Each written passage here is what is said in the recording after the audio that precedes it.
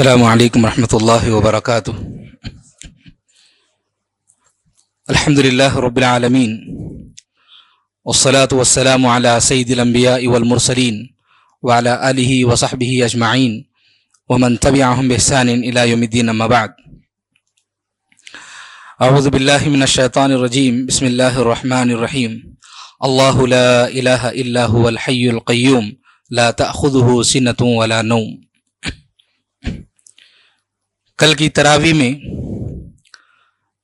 ہم نے تیسرے پارے کو مکمل کیا تھا، سورۃ البقرہ مکمل ہوئی تھی، سورہ آل عمران ہم نے شروع کیا تھا، اور آج کی تراویح میں ہم نے چوتھے پارے میں سورہ آل عمران کو مکمل کیا اور سورہ نساء کا ایک چھوٹا سا حصہ جو ہے اس کو مکمل کیا ہے۔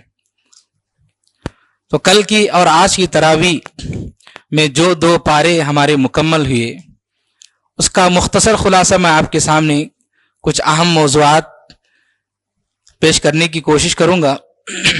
سب سے پہلی بات تو یہ ہے کہ آیت الکرسی، یہ جو آیت ہے قرآن مجید کی سب سے عظیم آیت ہے۔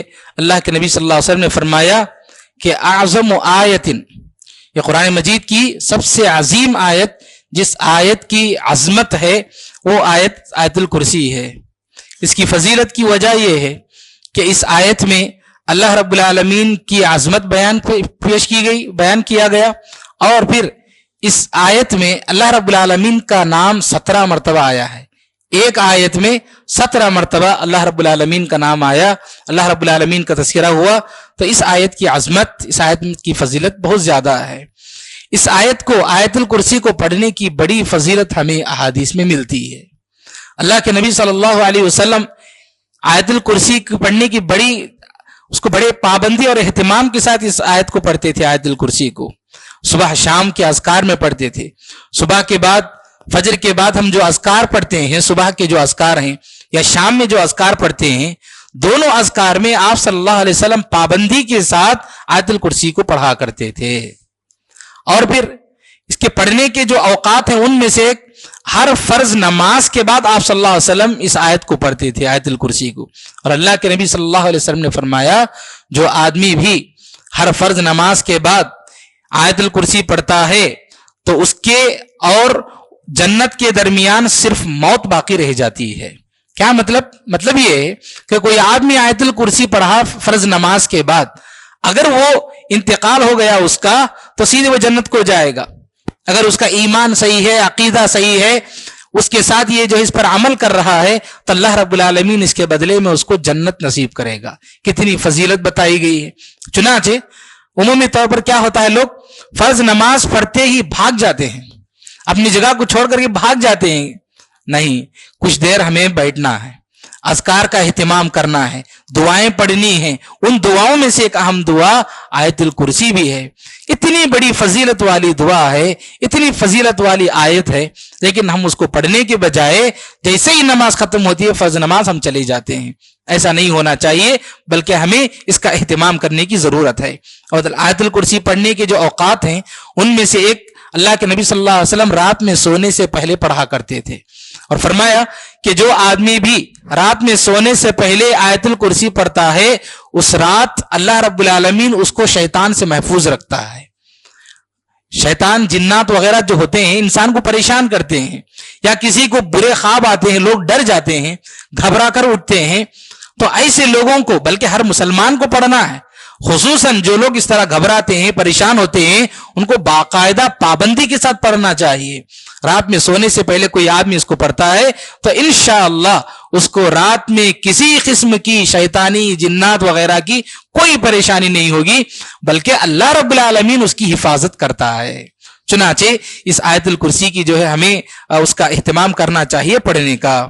اس صورت میں، سورۃ البقرہ میں آخری جو موضوعات پیش کیے گئے ہیں، ان میں سے ایک موضوع ہے صدقہ کی فضیلت۔ اللہ رب العالمین نے اس امت کو بہت اونچا مقام دیا ہے۔ اللہ رب العالمین نے اس امت کو اس دنیا کی امامت دی ہے، یعنی لیڈرشپ دی ہے۔ اب اس لیڈرشپ کو ہم مسلمانوں کو سنبھالنا ہے، تو کیسے سنبھالنا؟ پہلے اپنے معاشرے کو مضبوط کرنے کا اللہ رب العالمین حکم دیتا ہے कैसे मुआशरे को मजबूत करना, जो लोग जरूरतमंद हैं, मोहताज हैं, फुकरा हैं, गुरबा हैं, आप उन तक मदद पहुंचाइए। ये अल्लाह रब्बुल आलमीन ने यहां पर इस सूरत में बड़ी तफसील के साथ पेश किया कि आप सदकात और खैरात की शक्ल में लोगों की मदद कीजिए। और सदकात और खैरात के सिलसिले में फरमाया कि जो लोग सदका देते हैं, अल्लाह रब्बुल आलमीन 100 1 रुपया कोई आदमी खर्च करता है तो उसके बदले में उसको 100 रुपये के बराबर अज्र मिलेगा, बल्कि अल्लाह रब्बुल आलमीन उसके माल में उसको इतना कदर बरकत अता फरमाएगा। तो चुनांचे यहां पर अल्लाह रब्बुल आलमीन ने हुक्म दिया और साथ ही साथ सदका करने के कुछ आदाब भी बतलाए हैं। सदका करने का मतलब ये नहीं कि आपने इसे सदका कर दिया, नहीं। जैसे नमाज पढ़ना है, आदमी को ऐसे ही आया, कुछ सजदा ऐसे किया, वैसे किया, रुको ऐसे किया, बस ऐसे ही चले गया, नहीं, उसके कुछ अदब होते हैं। तो हर इबादत के कुछ आदाब हैं, तो यहां पर सदका के भी कुछ आदाब बतलाए गए हैं। मुख्तसर तौर पर अगर हम कहें तो यहां पर अल्लाह रब्बुल आलमीन ने सबसे पहले इखलास की तालीम दी है कि आप सदकात व खैरात करते हैं तो अल्लाह रब्बुल आलमीन को राजी करने के लिए करें, किसी और को दिखाने के लिए नहीं, बल्कि अल्लाह को खुश करने के लिए करें। और दूसरा अदब बताया गया कि जब आप सदका किसी को देते हैं तो एहसान मत जतलाइए कि मैंने देखो तुम्हें मदद किया था उस वक्त में, हाँ, इस तरह एहसान जतलाना, उसके सामने बड़ी बड़ी बातें करना, ऐसा मत करो, एहसान मत जतलाओ कहा। और फिर कहा कि सामने वाले को आप जो सदका देते हैं, मदद करते हैं, आप उसको अपनी बातों से तकलीफ ना दो। अल्लाह ने फरमाया या अय्युहल्लज़ीना आमनू ला तुब्तिलू सदकातिकुम बिल मन्नि वल अज़ा। आप एहसान जतलाकर या सामने वाले को सदका भी दे रहे हैं, ताउन भी कर रहे हैं और साथ ही साथ अपनी जबान से तकलीफ भी दे रहे हैं, या फिर अपनी किसी हरकत से उसको तकलीफ दे रहे हैं, तो आपको सदक़े का अज्र नहीं मिलेगा, आपका सदका ज़ाय हो जाएगा। ये अल्लाह रब्बुल आलमीन ने बताया। और ये भी बताया कि आप खुशी से दें, देना मजबूरी है ना, यह समझकर आदमी ना दे, बल्कि खुशी खुशी वो अपने दिल से जो है निकाल करके दे। ये बात भी अल्लाह रब्बुल आलमीन ने यहां पर बताई। और एक बात यह भी बताई गई कि आने वाले जो मांगने वाले लोग होते हैं, सिर्फ उन्हीं को नहीं, बल्कि अल्लाह की राह में जो खिदमत करने वाले लोग होते हैं और जो मसाकीन होते हैं, उन तक पहुंचकर आप उन तक मदद पहुंचाइए, सदकात व खैरात के जरिए ताउन कीजिए। ये अल्लाह रब्बुल आलमीन ने इस सूरत के अंदर बताया है। इस सूरत के अंदर जो अहम मौजूआत हैं, उनमें से एक अहम मौजू है सूद के बारे में। अल्लाह रब्बुल आलमीन ने बताया एक इंसान का जो पेट होता है, पेट के सिलसिले में तिब में यह कहा गया कि पेट उम्मुद्दा है, यानी बीमारी की मां है। अगर पेट सही है इंसान का तो बहुत सारी बीमारियों से बचेगा, अगर पेट में कुछ गड़बड़ है, तकलीफ है, तो उसे बहुत सारी बीमारियां आएंगी। तो ऐसे ही इंसान जो चीज पेट में डालता है अपने खाने के तौर पर, ग़िज़ा के तौर पर, अगर वो पाक साफ है तो वो फिर अल्लाह रब्बुल आलमीन की जानिब से उसको नेमतें मिलेंगी, उसकी इबादत भी कबूल होंगी। अगर उसका खाना पीना गंदा है, हराम की शक्ल में है, तो उसकी इबादत पर असर पड़ेगा और उसकी जिंदगी पर असर पड़ेगा, उसको दुनिया में भी तकलीफ झेलनी पड़ेगी और आखिरत में भी अजाब की शक्ल में उसको तकलीफ झेलनी पड़ेगी। चुनांचे यहां पर अल्लाह रब्बुल आलमीन ने खुसूसियत के साथ सूद के बारे में बताया है। फरमाया अल्लाह रब्बुल आलमीन ने अल्लज़ीना याकुलून अर्रिबा ला यक़ूमूना इल्ला कमा यक़ूमुल्लज़ी यतख़ब्बतुहु शैतानु मिनल मस। क़यामत के दिन जो लोग सूद खाते थे दुनिया में, ऐसे उठेंगे अपने कब्रों से जैसे उन पर जिन चढ़ गया है, कोई दीवाना जिन चढ़ गया है और नाच रहे हैं। सीधे खड़ेंगे नहीं ये लोग, बल्कि बिल्कुल पागलों की तरह हिलते रहेंगे जैसे कोई दीवाना जिन चढ़ गया है। अल्लाह रब्बुल आलमीन की जानिब से उन पर अजाब होगा। क्यों? क्योंकि ये दुनिया में कहते थे इन्नमल बैउ मिस्लुर रिबा, भाई कारोबार और सूद दोनों भी एक ही है। कारोबार में इंसान इन्वेस्ट करता है तो फायदा होता है, तो ऐसे ही मैं भी क्या करता हूं, खर्च देता हूं, जो सूद मुझे आता है, इंटरेस्ट आता है, वो भी फायदा है, दोनों एक ही है ना। इस तरह की बातें ये लोग दुनिया में करते थे, जबकि अल्लाह रब्बुल आलमीन ने फरमाया व अहल्लल्लाहुल बैअ व हर्रमर रिबा, कि अल्लाह रब्बुल आलमीन ने तिजारत को, कारोबार को हलाल किया है और सूद को हराम करार दिया है। ये अल्लाह के हाथ में है, किस चीज को हलाल करार देना, किस चीज को हराम करार देना, ये अल्लाह के हाथ में, आपके हाथ में नहीं है। लेकिन आप लोग क्या करते हो, अपनी जानिब से किसी चीज को हलाल और किसी चीज को हराम करार देते हो। ये बात अल्लाह रब्बुल आलमीन ने बताई। और यहां पर एक बात जानना जरूरी है, वो ये कि सूद आज के दिन, जैसे ये लोग कहते थे क्या कि सूद और कारोबार दोनों एक ही है फायदे के एतबार से, तो ऐसे ही आज के जमाने में सूद की कई शक्लें हैं, लोग उसको अलग अलग नाम दे रहे हैं। نام دے کر کے اس کو حلال قرار دینے کی کوشش کرتے ہیں. جیسے اگر آج کی دنیا میں ہم سود کی شکلوں میں سے کچھ اگر شکلوں کو جاننے کی کوشش کریں، ایک ہے اقساط کی جو بے ہوتی ہے، یعنی ای ایم آئیز کی شکل میں جو ہم کوئی بھی خریداری کرتے ہیں، انسٹالمنٹس میں پے کرنے کا جو کاروبار ہوتا ہے، اس کے سلسلے میں پہلی بات یہ ہے کہ کیا قسط کی بے جو ہم ای ایم آئیز کی شکل میں اگر پے کرنا چاہتے ہیں، کوئی چیز خریدنا چاہتے ہیں، شریعت میں اجازت ہے یا نہیں؟ ہاں ہے. شرط یہ ہے کہ اگر آپ نقد خرید رہے ہیں تو وہی ریٹ ہونا، اگر آپ ای ایم آئیز کی شکل میں پے کرنا چاہ رہے ہیں تو وہ بھی اسی ریٹ میں رہنا. اگر آپ کوئی چیز خرید رہے ہیں 100 روپے میں، فوراً نقد دے کر کے 100 روپے میں خرید رہے ہیں، نہیں آپ سامنے والے سے کہہ رہے ہیں کہ میں ابھی پے نہیں کر سکتا، میں آپ کو ای ایم آئیز میں پے کروں گا، اقساط کی شکل میں پے کروں گا تو اس کو 100 روپے ہی پے کرنا پڑے گا. اگر وہ 101 روپیہ بھی پے کرتا ہے، 1 روپیہ بھی زیادہ پے کرتا ہے تو وہ حرام ہے. تو چنانچہ اس سلسلے میں اقساط کی جو بے ہے، اللہ کے نبی صلی اللہ علیہ وسلم نے منع فرمایا نہا رسول اللہ صلی اللہ علیہ وسلم عن صفقتین فی صفقۃ واحدہ.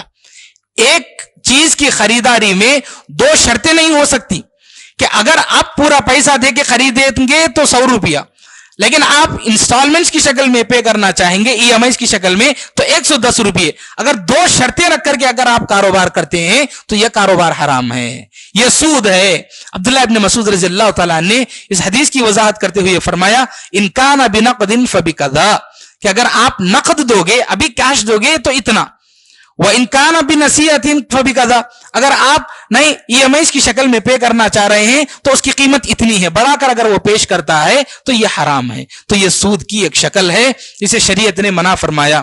اسی طرح سود کی ایک اور قسم ہے آج کل جو بہت زیادہ عام ہے، بہت سارے لوگ استعمال کرتے ہیں، کریڈٹ کارڈ ہے.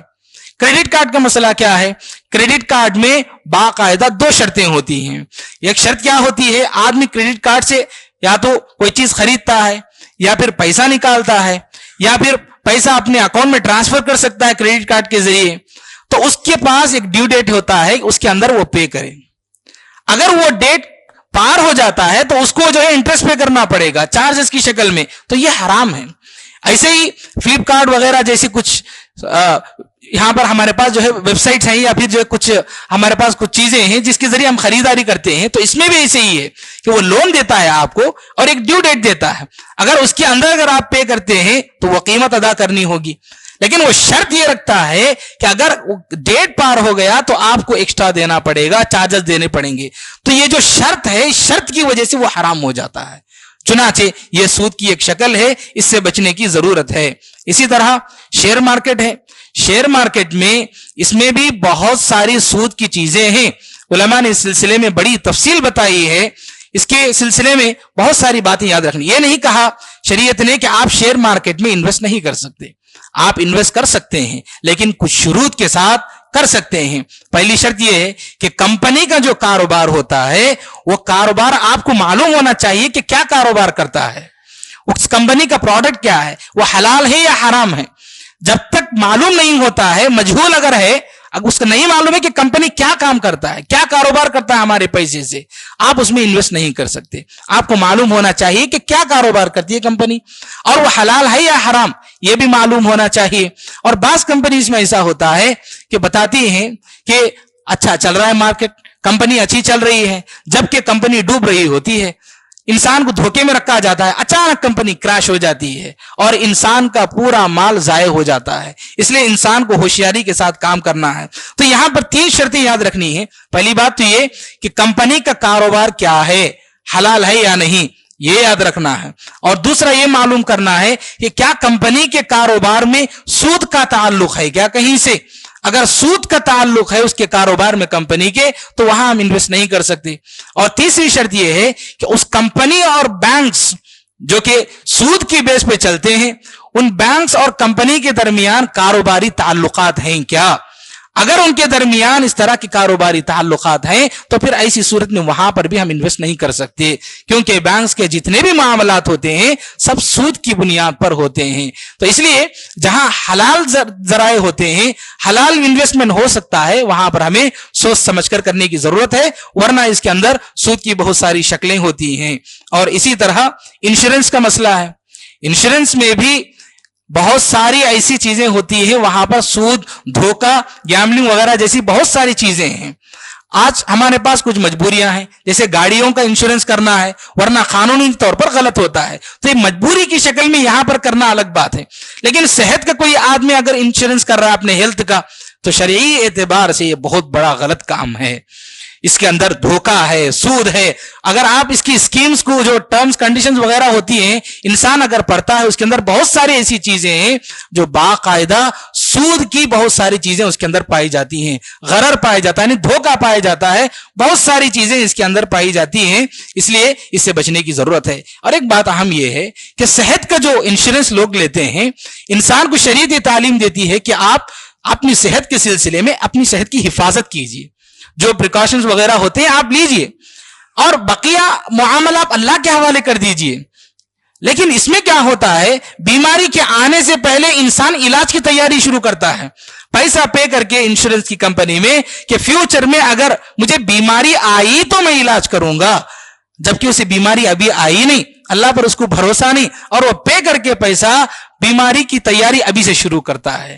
یہ اللہ پر توکل کے خلاف یہ چیز ہے. چنانچہ اس کے اندر بہت ساری غلط چیزیں پائی جاتی ہیں، اور بعض لوگ کہتے ہیں کہ نہیں ہمارے پاس سہولتیں نہیں ہیں، فیوچر میں کیا ہوگا نہیں معلوم. یہ سب چیزیں توکل کے خلاف ہیں. ایک مسلمان کو شریعت تعلیم دیتی ہے کہ آپ اللہ پر بھروسہ کیجئے، بقیہ معاملہ آپ اللہ کے حوالے کر دیجئے، انشاءاللہ اللہ رب العالمین وقت پر ہماری مدد کرے گا. چنانچہ اس سلسلے میں یہ جو بھی حرام چیزیں ہیں، سود کی جتنی بھی قسمیں ہیں، ان ساری چیزوں سے بچنا ہے. ایک اہم بات یاد رکھنی وہ یہ ہے کہ اگر کوئی انسان حرام چیزوں میں اب تک پڑا رہا، حرام کاروبار میں پڑا رہا، اس کو احساس ہو گیا کہ میں نے بہت بڑی غلطی کی، میں نے کمایا حرام چیزوں سے، اب میں کیا کروں، تو اللہ رب العالمین نے سلسلے میں فرمایا فَمَنْ جَاءَهُ مَوْعِظَةٌ مِّن رَبِّهِ فَانْتَهَا فَلَهُ مَا سَلَفَ. آپ کو احساس ہو گیا، آپ اپنے آپ کو سدھار لیے، تو اب تک آپ نے جو بھی پیسہ کمایا ہے یہ آپ کا ہی ہے، لیکن اب آپ اپنے آپ کو سدھارنا ہوگا.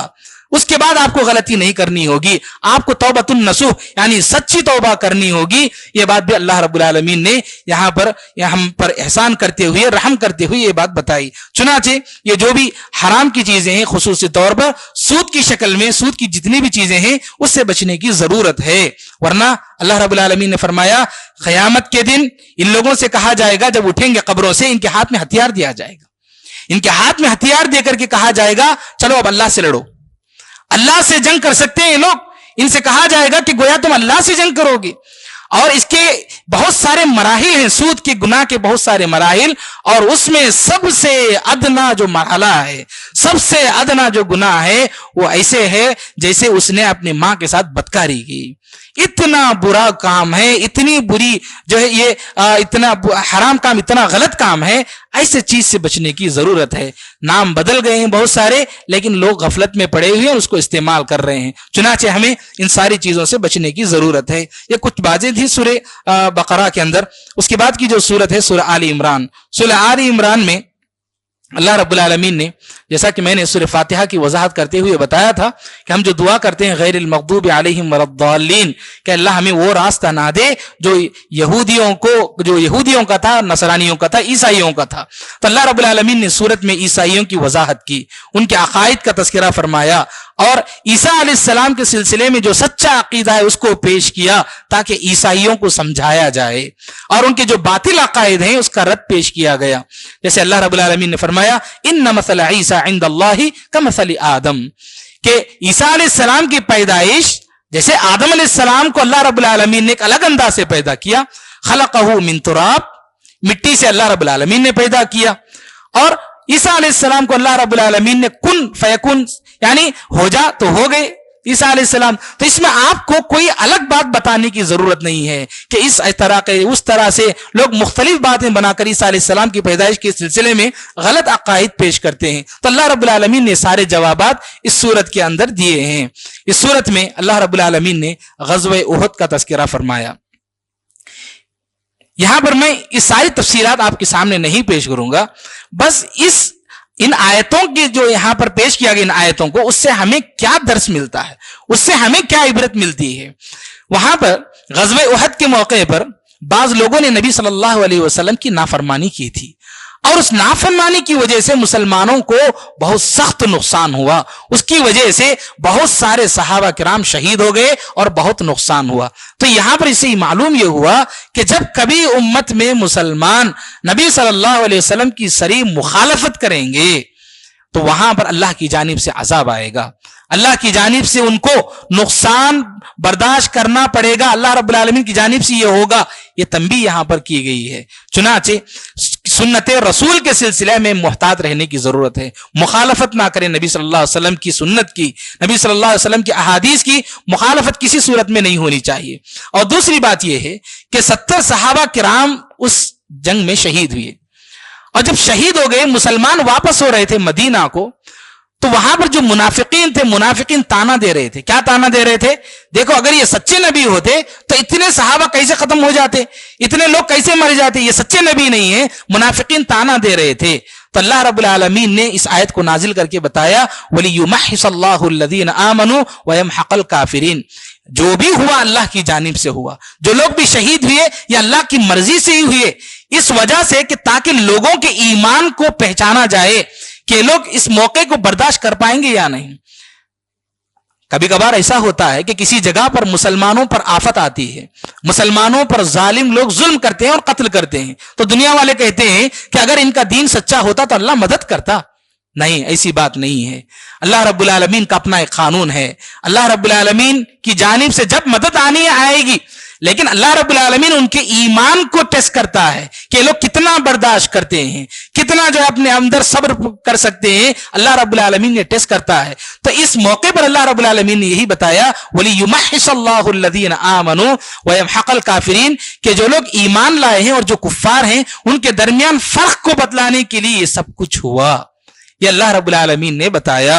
اور ایک بات یہ بتائی گئی کہ چاہے آپ پر کیسے بھی حالات آئیں، سخت ظلم ہو رہا ہے آپ پر، آپ کو پریشان کیا جا رہا ہے، لوگوں کی جانب سے تکلیف آ رہی ہے، کچھ بھی ہو، کیسی بھی حالت ہو آپ کی زندگی میں، وَلَا تَهِنُوا وَلَا تَحْزَنُوا وَأَنْتُمُ الْأَعْلَوْنَ، آپ کو گھبرانے کی کوئی ضرورت نہیں، آپ کو پریشان ہونے کی کوئی ضرورت نہیں ہے۔ اگر آپ کا ایمان سچا ہے، کچھ بھی آ جائے آپ اللہ پر ایمان رکھیے، آپ ہی دنیا میں سربلند رہو گے، آپ ہی کا مقام اونچا ہوگا، دنیا میں بھی آخرت میں بھی، یہ اللہ رب العالمین نے وعدہ کیا۔ تو ہم حالات کی وجہ سے اپنے ایمان کو نہیں بدلنا ہے، حالات کچھ بھی آ جائیں ہم ایمان پر ڈٹ کر رہیں، کچھ بھی ہو جائیں انشاءاللہ اللہ رب العالمین میرے ساتھ ہے، میری مدد کرے گا، میں اپنے ایمان کو مضبوط کروں گا۔ یہ ایک مومن کا ایمان ہونا چاہیے ایسے حالات میں۔ ایک آخری بات یہ ہے اس صورت کے اندر، وہ یہ کہ اللہ رب العالمین نے فرمایا کل نفس ذائقۃ الموت، کہ ہر انسان کو مرنا ہے، اس دنیا میں کوئی بھی انسان باقی نہیں رہے گا۔ کوئی پہلے لوگ آئے 100 سالوں کی زندگی گزار کے چلے گئے، جیسے نوح علیہ السلام تھے 1000 سال کی زندگی تھی، اور کچھ لوگ تھے 500 سال 2000 سال اس طرح کی زندگی گزاری، لیکن دنیا میں کوئی باقی نہیں رہا۔ کل نفس ذائقۃ الموت، ہر نفس کو موت کا مزہ چکھنا ہے۔ وَإِنَّمَا تُوَفَّوْنَ أُجُورَكُمْ يَوْمَ الْقِيَامَةِ، اور قیامت کے دن آپ جو بھی عمل کرو گے اس کا بدلہ آپ کو دیا جائے گا۔ اس کے بعد اللہ رب العالمین نے فرمایا فَمَنْ زُحْزِحَ عَنِ النَّارِ وَأُدْخِلَ الْجَنَّةَ فَقَدْ فَازَ۔ حقیقی معنوں میں انسان کی کامیابی کیا ہے؟ کون انسان حقیقی معنوں میں کامیاب ہے؟ اللہ نے فرمایا فَمَنْ زُحْزِحَ عَنِ النَّارِ، قیامت کے دن جو بھی انسان جہنم سے بچا لیا گیا، وَأُدْخِلَ الْجَنَّةَ، اور جنت میں داخل کیا گیا، فَقَدْ فَازَ، تو وہ کامیاب انسان ہے۔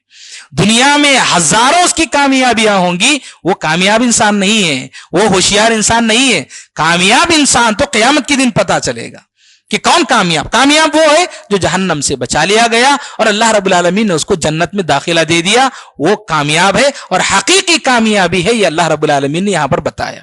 چنانچہ موت کو ہمیں یاد کرنے کی ضرورت ہے، موت کو یاد کرتے رہنا چاہیے کہ میں کسی بھی وقت مر سکتا ہوں۔ میں نے شام گزاری، اللہ کے نبی صلی اللہ علیہ وسلم نے فرمایا کوئی مومن صبح کرتا ہے تو شام تک کا انتظار نہ کرے، شام ہونے سے پہلے اس کا جنازہ اٹھ سکتا ہے۔